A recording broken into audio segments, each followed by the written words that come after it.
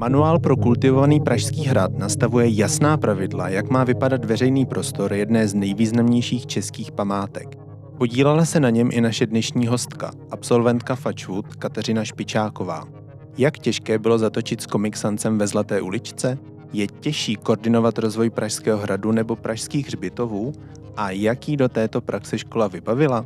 Už zase je tu podcast Pauzák, od mikrofonu zdraví Ondřej Šmída a Pavel Fuchs. Pauzák. Podcast Fakulty architektury ČVUT. No, trošku jsem měla zatažený zadek, jak to dopadne, jo. Pauzák. O svobodě tvořit jinak.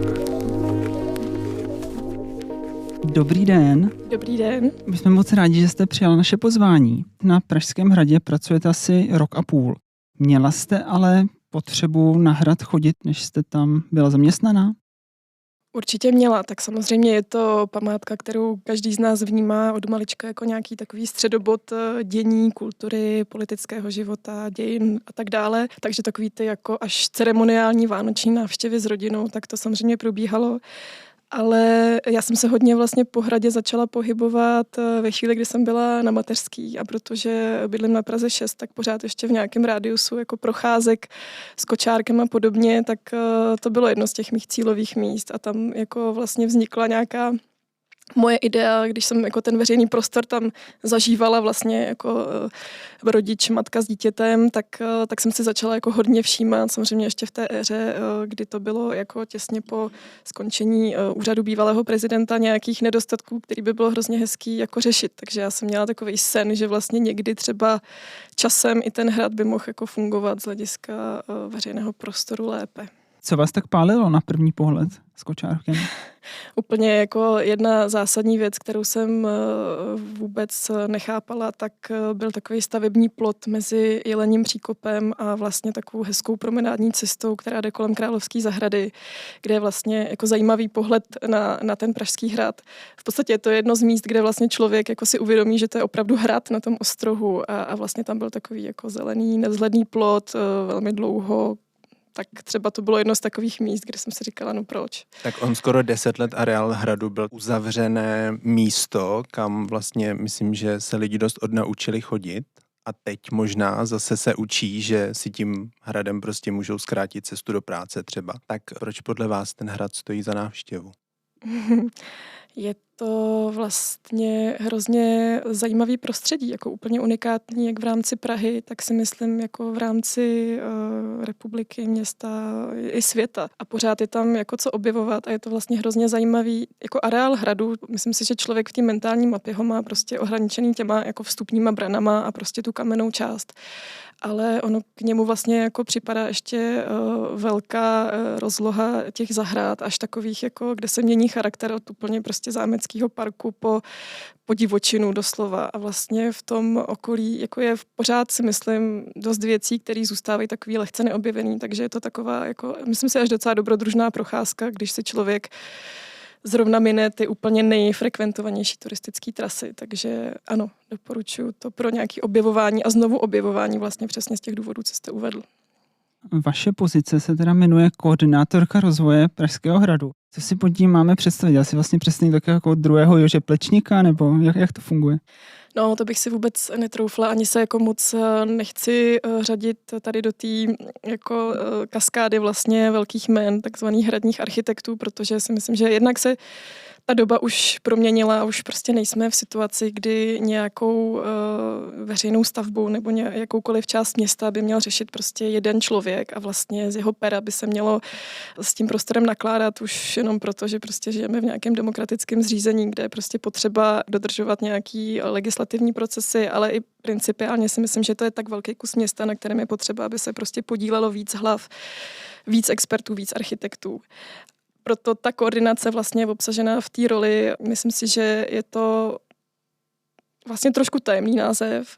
Ta pozice toho, co by takový koordinátor měl dělat, se vlastně taky pořád trošku hledá. Já si ji sama hledám, ale kdybych to měla přiblížit, tak asi role takového městského architekta, protože prostě Pražský hrad je taková malé městečko, malý jako území uvnitř města, který funguje trošku jinak než ten zbytek.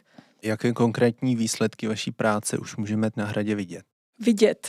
Ano, jsou to jako zatím poměrně drobné věci, i když jako pořád pracujeme na tom, ten rozvoj si myslím, že se docela jako pohnul v tom roce a půl, protože co můžeme vidět? Teď se vyměnili třeba armádní ježci, kteří prostě bránili vjezdu vozidel, tak se vyměnili zasloupky, ale musím k tomu jako doříct to, že to rozhodně není jako moje práce. Je to věc, která se připravovala nějakou dobu a jsou to vlastně dlouhodobé věci, které teprve teď třeba jako nabývají reální podoby a samozřejmě je otázka jako ta zábrana toho vjezdu, toho vstupu tam prostě z bezpečnostních důvodů být musí, je asi kultivovanější, když i na to se jako samozřejmě názory různí, protože prostě pořád je to nějaká jako bariéra. Zároveň už jsme se ve spolupráci teda s nájemníky řad gastroprovozů, různých drobných podnikatelů, kteří tam mají obchůdky, tak jsme dospěli k nějakým konsenzuálním řešením vlastně na základě toho manuálu, který byl zmíněný v úvodu, vlastně redukce toho vizuálního smogu, který tam prostě z logiky věci tak nějak neřízeně bujel, protože prostě cílem těch podnikatelů je samozřejmě zaujmout toho masového turistu, který tudy prostě prochází. Tak to jsou nějaké jako drobné teďka úpravy. Zrekonstruovala se Plečníková zahrada na Baště, kde jsme teda v rámci nějakého už rozjetého procesu byli schopni ještě aktivovat krajinářský architekty, který vlastně tam vůbec nebyli přítomní, takže se povedlo to udělat vlastně tak, že se navazuje na tu Plečníkovu koncepci hodně, ale zároveň jsou tam opatření, které jsou jako soudobí, ekologický, ať už jde o to, jakým způsobem jsou tam sázené ty původní tůje do strukturálních substrátů a tak dále, na což se jako úplně v tom původním projektu třeba nemyslelo. Tak to jsou takové jako první vlaštovky, co mě teď narychlo napadají, že se už povedlo a jinak samozřejmě se povedlo vyhlásit řadu výběrek a hlavně architektonických soutěží teda po 30 letech. Těm se určitě ještě dostaneme, ale vy jste mluvila o manuálu pro kultivovaný Pražský hrad. Mohla byste nám přiblížit ten jeho vznik? Ten vznik, jako ono to hodně navazuje na ten pražský. Autorkou je Kristýna Drápalová ze studia Bistro, která vlastně už předtím se zabývala pro magistrát, zpracovávala nebo ve spolupráci s památkáři a s magistrátem zpracovávala ten pro Pražské centrum. Po nějakým úvaze a procházení toho areálu, tak vedení správy Pražského hradu, pan ředitel jako cítil tu potřebu, že i tady by bylo fajn vlastně něco takového mít a podle toho postupovat. A vlastně ten vznik, my jsme na tom spolupracovali s hradní památkovou péčí, tedy s památkáři, kteří přímo sídlí na hradě. Ten hrad znají velmi dobře a vlastně jako řadu let tam do jisté míry suplovali toho v uvozovkách městského nebo institucionálního architekta v nějakém jako posuzování vhodnosti typů reklamy a tak dále. Co je specifické a čím se to trošku liší od toho pražského, tak je to, že ten hrad je opravdu trošku jiný prostředí. Jakože ty veřejné prostranství, to prostě není jednoznačně ulice, náměstí, klasický parter. Jsou to vlastně atypické objekty, které sami o sobě často nebyly určený, protože se v nich objeví nějaká komerce nebo nějaká služba nebo vůbec cokoliv. Takže tam ta potřeba stran těch nájemců nějak být vidět, nějak být označen je jako velká a zároveň je tam velký tlak na to, aby to teda bylo co nejméně vidět jako z pozice samozřejmě nás takže ty pravidla nejsou úplně tak jednoznačně plošně datelný, takže se tam pohybujeme v nějakých jako lokalitách a vlastně víc na míru těm daným prostředím se navrhuje to, co s tou reklamou tam jako dělat. Jako jiný pravidla jsou prostě pro Zlatou uličku, jiný pro Třetí nádvoří. No. Přijali to nájemníci, nebo to bylo nějaké jako složité vyjednávání? Máme asi jako výhodu v tom, že vlastně oni uzavírají smlouvy samozřejmě o nájmu se správou Pražského hradu, takže tam vlastně se ty pravidla dají tímhle způsobem nějak jako implementovat, ale vždycky je to pak nejenom jako vymáhání silou prostě skrze nějaký smluvní vztah, ale já se vždycky snažím se s nima sejít a na místě si říct, jako proč to vlastně chceme jako dojít k nějakému kompromisu, aby prostě to oboustranně fungovalo. Pauzák. Podcast Fakulty architektury ČVUT. Velká část těch projektů se taky týká zahrad a parků Pražského hradu. Mně přijde, že vlastně část těch prostor je zavřená, třeba Jelení příkop, tam se vlastně teď v zimě nedostanou. Vnímáte to tak, že tyhle ty uzavírky jsou vždycky potřeba, že by třeba Jelení příkop nemohlo být otevřený celý rok? No, je to samozřejmě jako složitá otázka z hlediska nějaké údržby těch ploch, komunikací, to je jedna věc, pak jsou tam nějaké bezpečnostní aspekty, které je potřeba dodržovat, ale je to určitě věc, jako nad kterou tam přemýšlíme, uvažujeme a vlastně do budoucna bychom chtěli i se tou otvíračkou těch zahrad zabývat, protože někdy je to daný, řada věcí je prostě daná třeba nějakou zvykovostí, že prostě je zvyk, že třeba v Královské zahradě zahradníci mají ráno prostor si jako připravit tam věci, které třeba není dobrý dělat za plného provozu. Na druhou stranu myslím si, že organizační nějakou změnou by prostě to mohlo fungovat tak, že aspoň část je třeba otevíraná dřív, jako v těch letních hodinách. Já třeba sama, nebo myslím si, spousta lidí může používat ten Pražský hrad jako nějakou zkratku vlastně při ranní cestě do práce a to, že třeba ta cesta podél toho Jeleního příkopu není otevřená vlastně jako od 8 nebo od 7 nebo v době otevření vlastně areálu, ale až s těmi zahradami je prostě trochu škoda, jo? Že to vlastně tato spojnice důležitá urbanistická je prostě odříznutá. No. Takže můžeme říct, že nějakým širším cílem správy Pražského hradu je ten areál víc zapojit do toho každodenního života města. Určitě jo. Rádi bychom. Samozřejmě je to náročný v tom, že to není prostě jenom kus města, který by stačilo nějak otevřít a prostě fungovalo by to. Je to opravdu jako extrémně navštěvovaná památka, kde se prostě pohybují jako, teď bych neřekla to správné číslo, ale velké množství prostě turistů denně. Jsou to jako v té hlavní sezóně, v těch pících, jako jsou to fakt velký davy, takže samozřejmě ono to do jistý míry bude trošku vždycky exkluzivní nebo až jako taková specifická jako část města, kam prostě, když přijdu v určitou dobu, tak se tam prostě nemusím jako cítit dobře, protože prostě budu jako v nějakých momentech někde jako se trošku přetahovat o prostor jako s řadou dalších jako lidí, kteří jsou tam z úplně jiného důvodu. Ale na druhou stranu ten areál jako má ještě rezervy v tom, jakým způsobem by mohl být na to město napojený i z hlediska těch širších vztahů. Myslím si, že do jisté míry byl teď jako hodně vlastně otočený sám do sebe dovnitř a to, co si myslím, že jako výzvou jako pro další, samozřejmě nejenom pro mě, ale prostě pro další lidi, kteří přijdou po nás, je jak vlastně jako ty okraje, které jsou směrem třeba tady na Prahu 6, tak jak je jako líp napojit, aby vlastně ty cesty už k tomu hradu byly nějakým způsobem zajímavý, kultivovaný, příjemný. No my, když jsme si připravovali otázky na ten rozhovor, který jsme pak párkrát museli posunout natáčení, ale bylo to v době, kdy byla ta velká sněhová nadílka v Praze a Pavel mi tady tvrdil, že se údajně v nějaké jisté chvíli dalo přes nádvoří jezdit na běžkách. Můžeme si to verifikovat. Lépe řečeno, že hradní stráž se na to nedívala úplně nadšeně, když to někdo zkoušel. Taky jsem slyšela, že někoho zastavovali s běžkama, nevím, byly tam prostě najednou samozřejmě velká kalamita, dělají se z toho nějaký teď zpětný závěr, jak s tím vlastně nakládat. Já jsem tam šla už ve chvíli, kdy to bylo staženým vlastně komvagem na ty hromady, což zase byla taková jako zajímavá atrakce, třeba pro moje malé dítě, ale no, takže jako... Na nás jakoby napadnul běžkařský okruh v Jelením příkopu. Hážem tip do pléna teda. To je to skoro po rovince, ano. Tam bych to zvládnul i já. Já.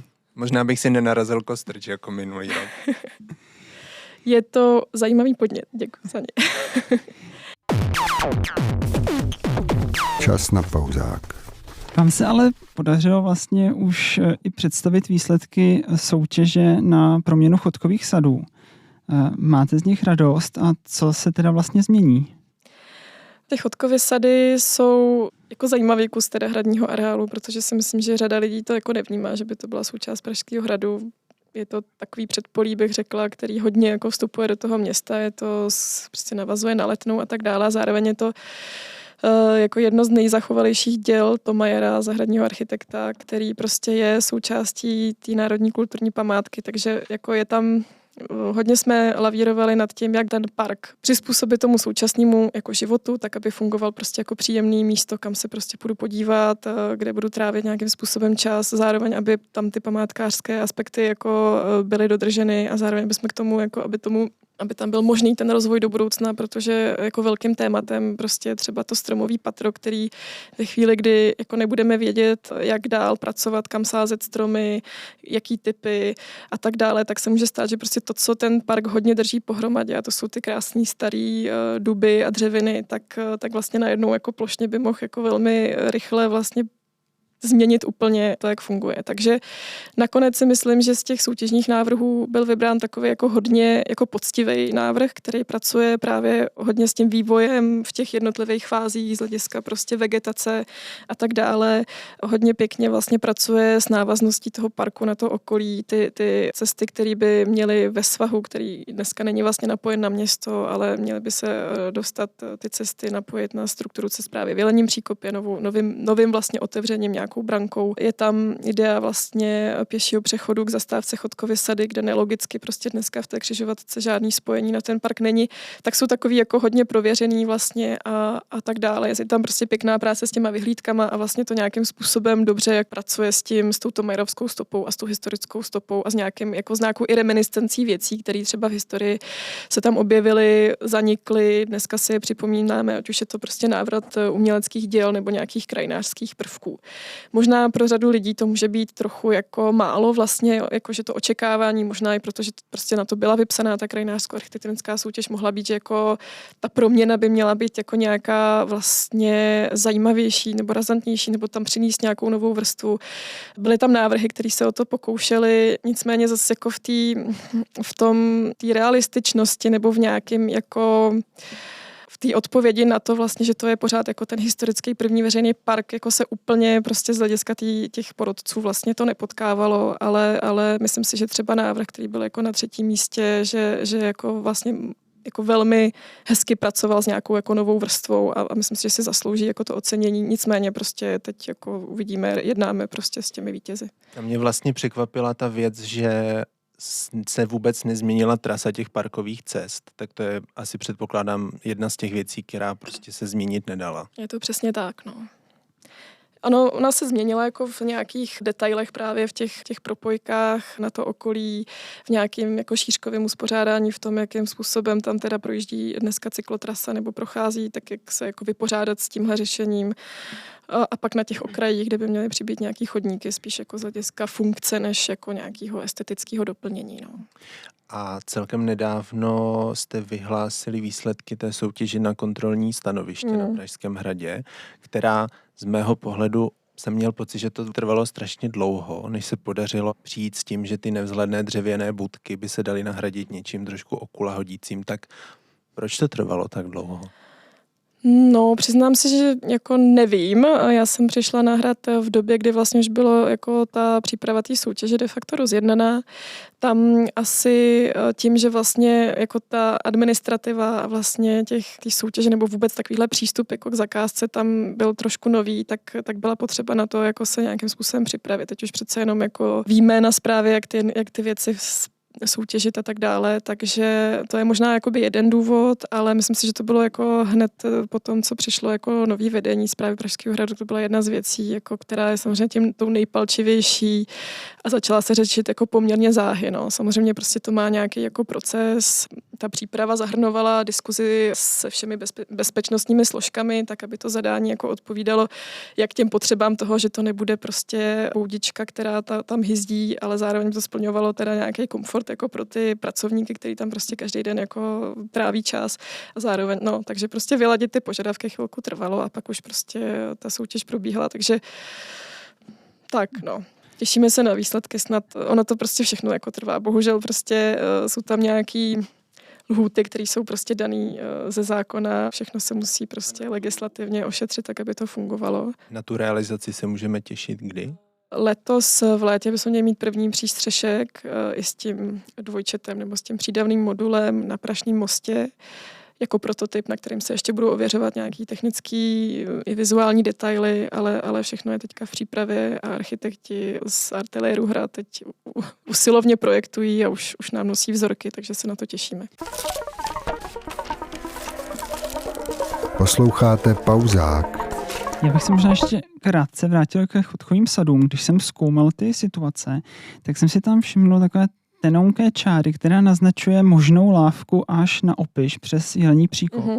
Což mi přijde, že by mohlo být docela taky jako bombastická věc. Ta ale nebyla součástí toho návrhu přímo.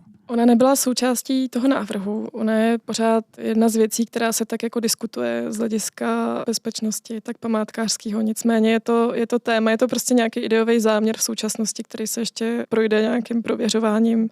Je to jako, myslím si, velmi zajímavá věc, která by ten hrad a ty toky, jakým způsobem vlastně se lidi na hrad dostávají, jakým způsobem ho možná i využívají, možná by tam došlo k nějaký cirkularitě vlastně jako přes ten jelení příkop z hlediska pohybu lidí, tak si myslím, že by to bylo jako velmi zajímavý. Je otázka, jestli se to prostě podaří zrealizovat s ohledem na nějaký jako zakládací prostě ty poměry toho, jestli vůbec taková lávka by tam jako jakou by měla mít podobu a tak dále, tak to jsou věci, na které se teď chystá. Takže vlastně ještě nic není jisté, jestli to bude třeba nějaký vysutý most, nebo... Jako jistý je, že samozřejmě to bude jako maximálně minimalistická varianta, tam asi neočekáváme nějakou plečníkovou jako záležitost nebo něco, co by samo upozorňovalo na sebe, jo?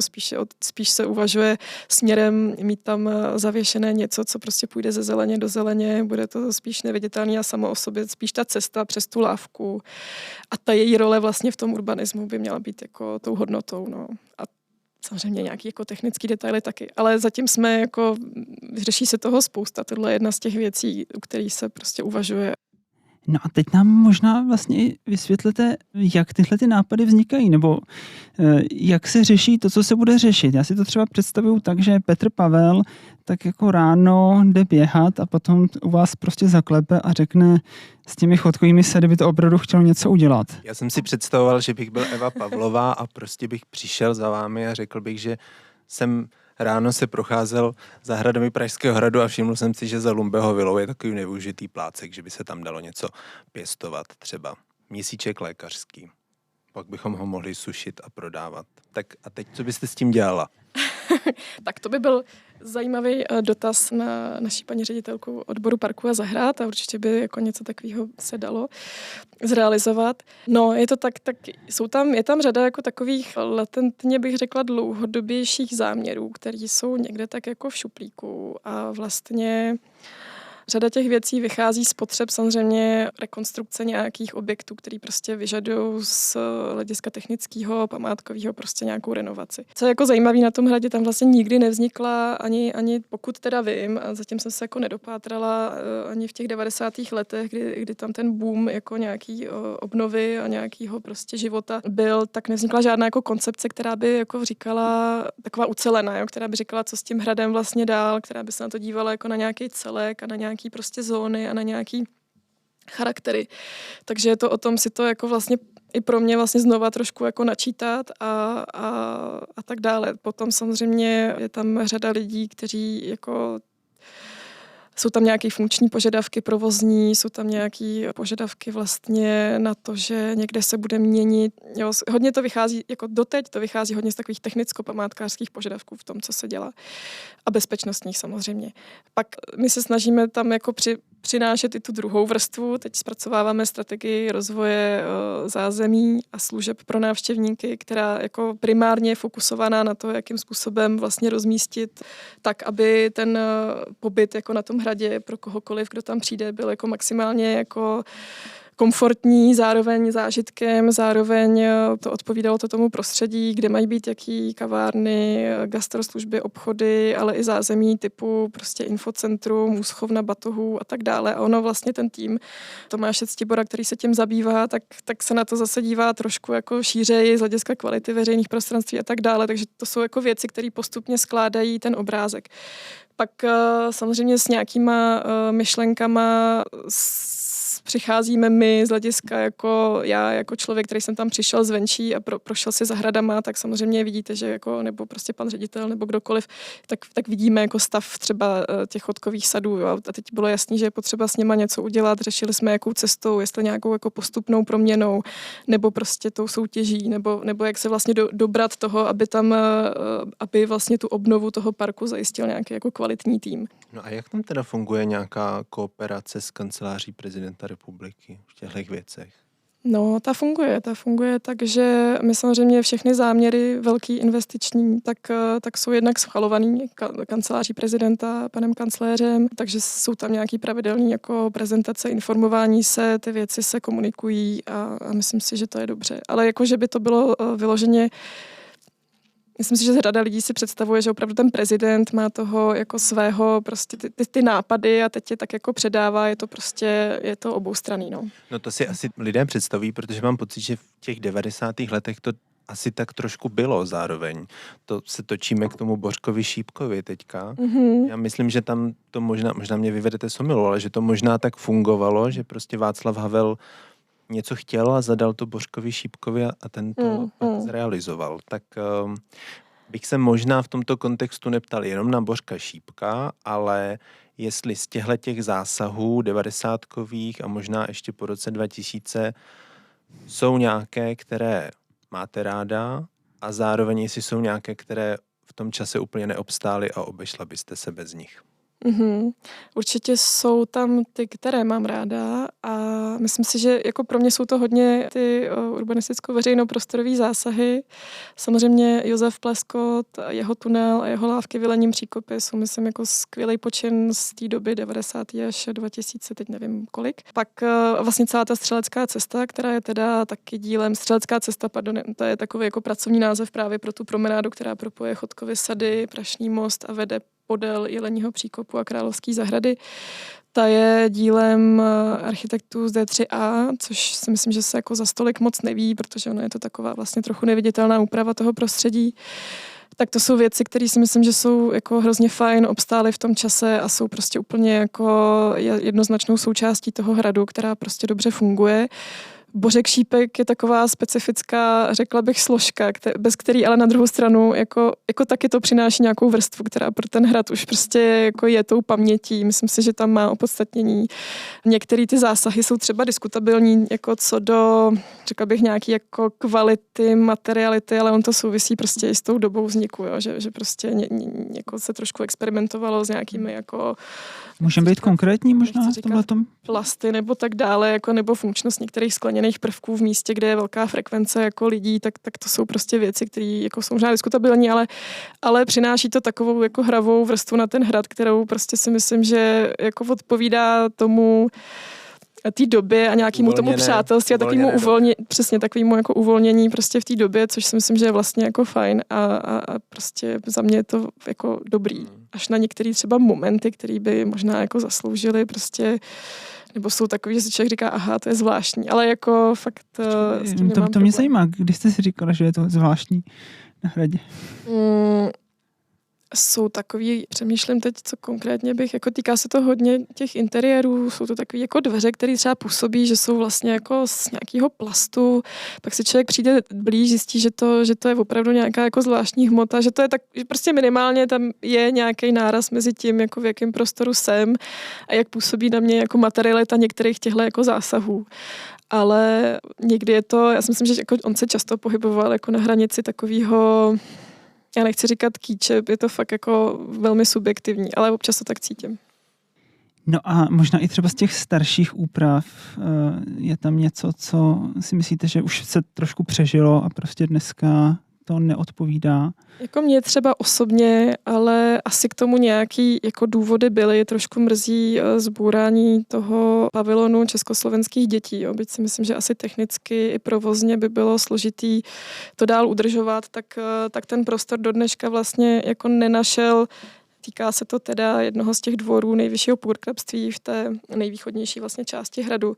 Tak ten prostor je do dneška ten veřejný dost nejednoznačný, až jako, no, prostě nefunguje dobře. Prostě tam něco zmizelo, nic dalšího se s tím vlastně neodehrálo, kromě rekonstrukce jako těch historických objektů.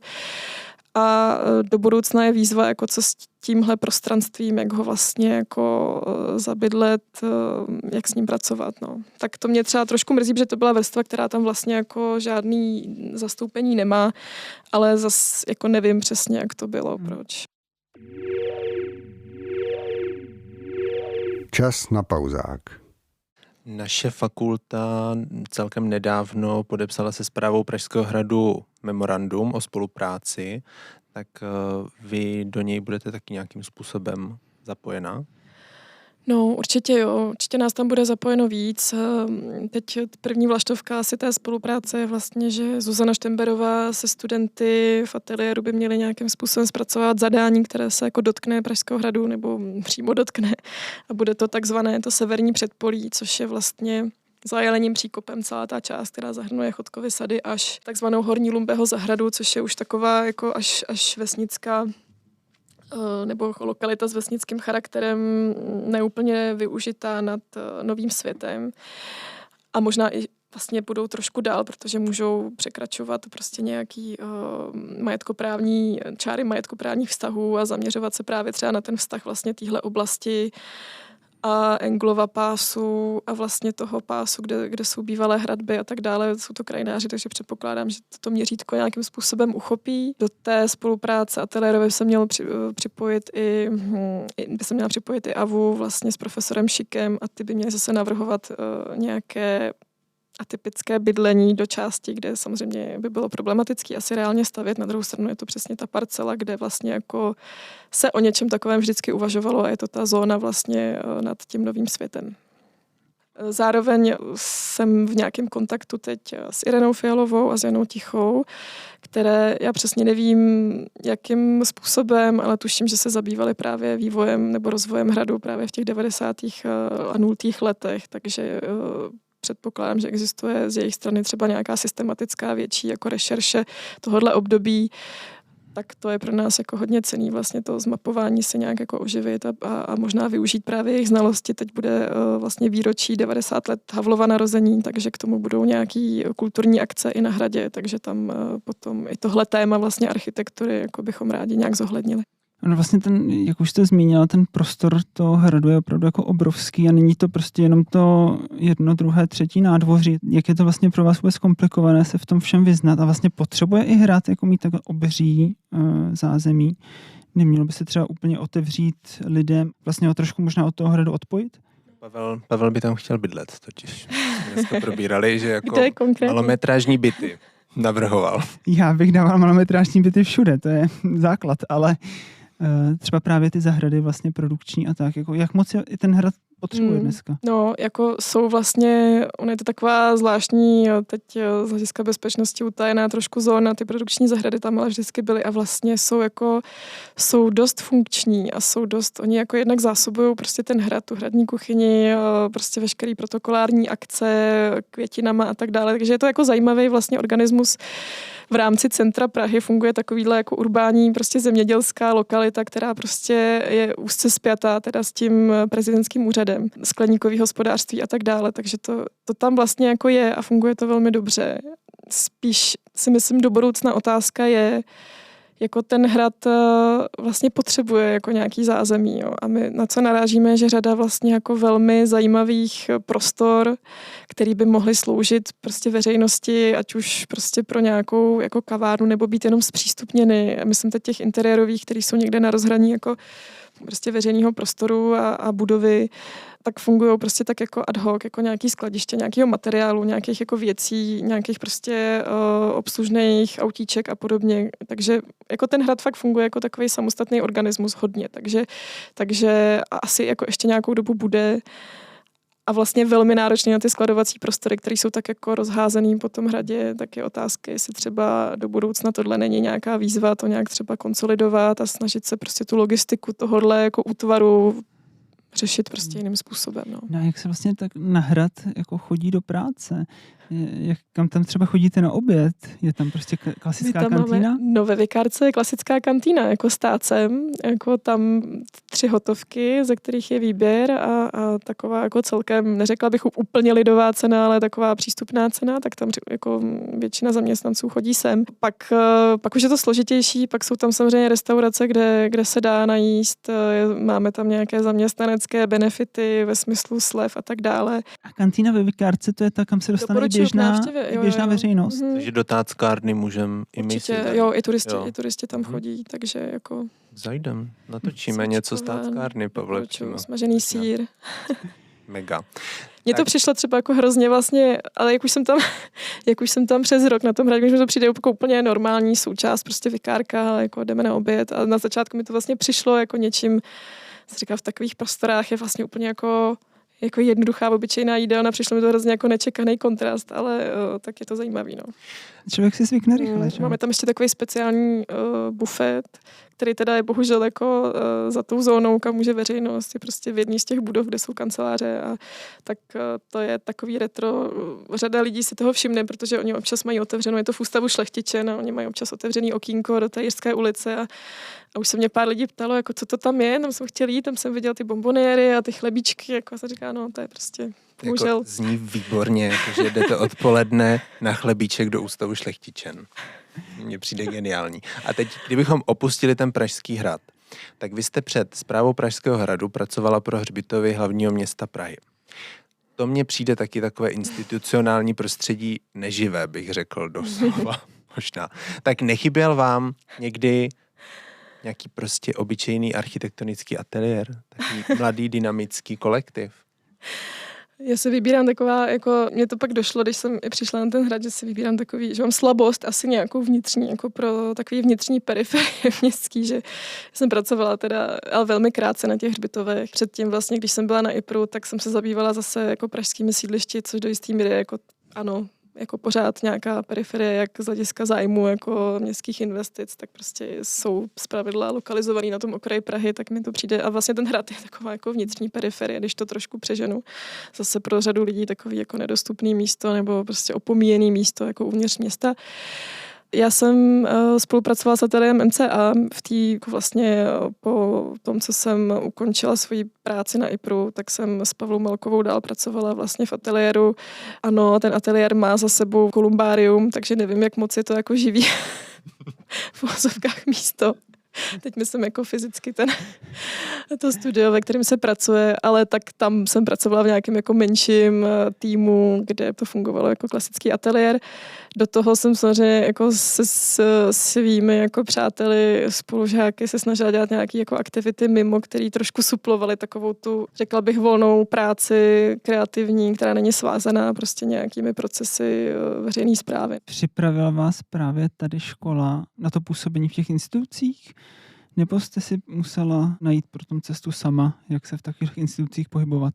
Myslím si, že já jsem jako v magistru jako tíhla víc k těm urbanistickým ateliérům a k tomu asi jako podvědomě jsem spěla spíš k nějaký jako práci tohohle typu, než jako klasický studio a domy nebo interiéry. Tak jako v tom smyslu asi jo. A na druhou stranu, že by nás někdo, jako ano, člověk se učí územní plánování, všechny takový ty procesy, možná až jako trošku abstraktní formou za mě, nebo pro mě to bylo vždycky takový jako téma, který mi přišlo hodně úřednický, hodně takový, jako vlastně mě to jako nezaujalo osobně, jo, že bych si řekla, tak já půjdu cestou jako územního plánování, ale myslím si, že teď jako ten v uvozovkách boom, nebo jestli to se tak vůbec dá říct, ale myslím si, že teď jako řada obcí vlastně dospívá k tomu, že jako osoba nějakého městského architekta, tak je taková renesance, že se jako hodně vlastně, bych řekla, obcí institucí jako tuhle funkci hledá, hodně architektů se v tom nalézá, samozřejmě často jako je to nějaký side job prostě k vlastní praxi a podobně, ale myslím si, že ta škola by na to mohla jako začít připravovat trošku líp na tu cestu vlastně toho architekta v té veřejné správě, která je víc taková jako opravdu koordinační, víc taková jako komunikační, míň jako ta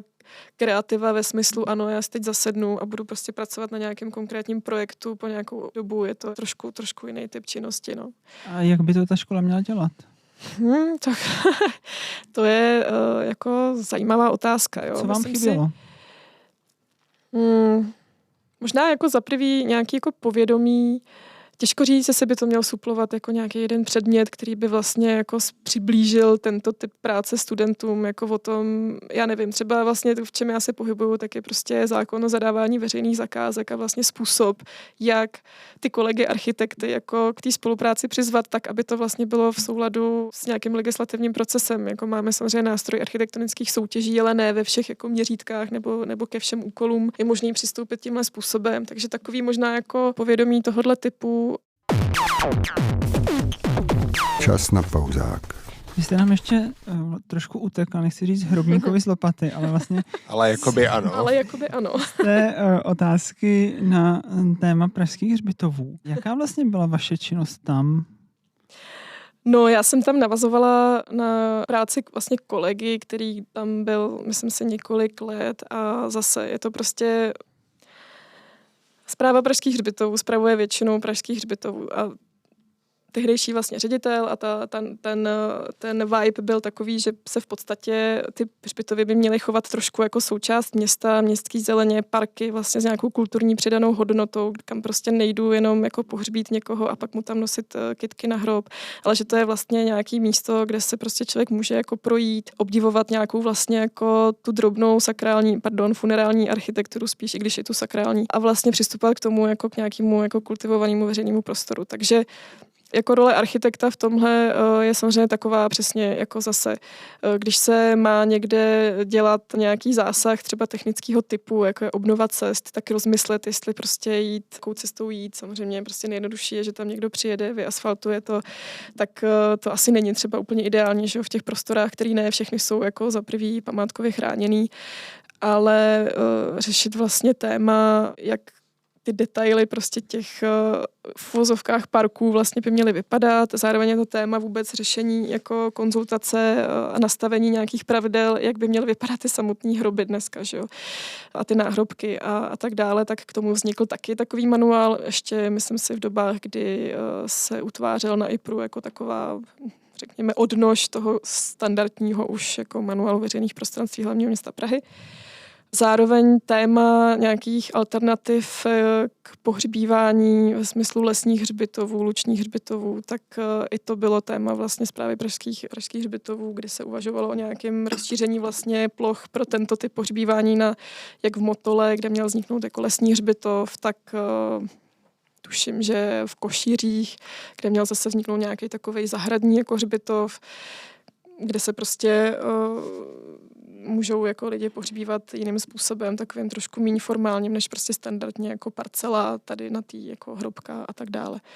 Takže takovýhle témata, potom se řešily ty sjednávací kanceláře, který prostě jsou do jisté míry prvním kontaktem vlastně toho potenciálního klienta s tou službou, jako klienta v nějaký poměrně jako náročný životní situaci, tak aby tyhle ty sjednávačky, kam si jdu teda zjistit, jako co vůbec, jaký jsou možnosti, jak mám toho člověka pohřbít, tak aby prostě působily nějak jako přívětivě, než dneska, když je to takový jako celkem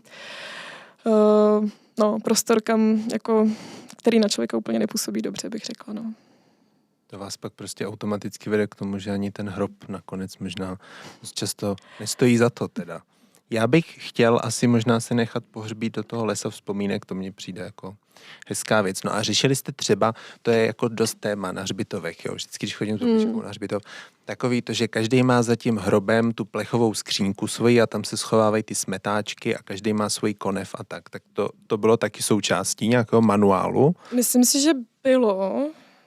Já jsem se teda jako nedostala k tomu, aby jsme to nějak jako začali centralizovaně řešit. Jako co se tam za mýho působení, ale spíš už to byla práce kolegů přede mnou odehrálo, tak byla ta soutěž na informační systém, která zase jako se snaží sjednotit prostě nešvar jako všech možných institucí, včetně Pražského hradu, jako je v nějakým jako způsobu, jak informuje svoje návštěvníky ve veřejném prostoru, takže prostě všechny ty možný vylepený nástěnky, letáky a tak dále konsolidovat pod nějakou jednotnou vizuální identitu a pak ještě pod nějakou vlastně jako systém těch nosičů, který prostě ty informace těm lidem předávají, tak je téma jako na dost místech, tak tam vlastně to... A není prostě třeba tohle, v tomhletom cesta převzít ten jeden informační systém, který teď vytváří Praha a prostě ho rovnou použít i na hřbitovech?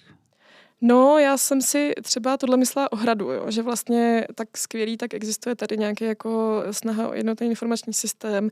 Vyšehrad má svůj jako informační systém, který funguje dobře, ale pak jako člověk vždycky, když se ponoří trošku do hloubky, tak zjistíte, že to jako úplně nejde automaticky, no, že prostě spousta věcí, jako ty potřeby vlastně toho, o čem informovat, jak jakože jsou vždycky trošku atypický, no. Takže jako jo, na mě to taky vlastně působilo, tak proč jako to nějak nesjednotit.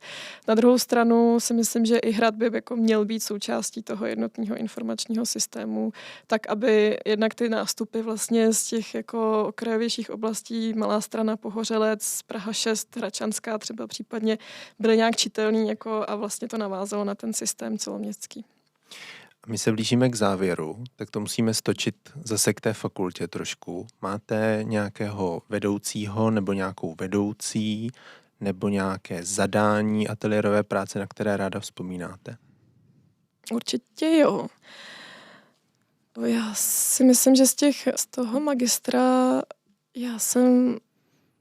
vlastně mě hodně bavila práce tehdy na vlastně úpravách vesnice, jmenovala se Předboj, je to taková přípražská vesnice. Tam jsme na tom pracovali s mým tehdejším spolužákem, pak přítelem, teď už manželem Martinem Špečákem a dostali jsme za to vlastně Dušana, mám pocit, že to bylo za tuhle práci.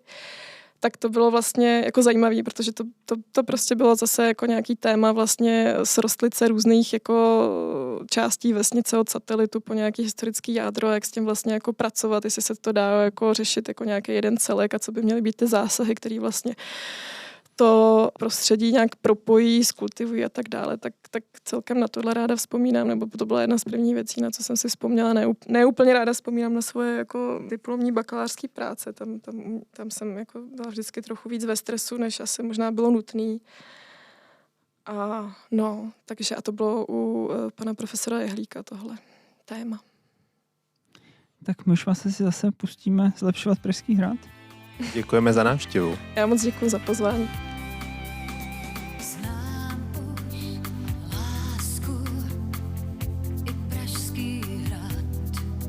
Pauzák. Podcast Fakulty architektury ČVUT.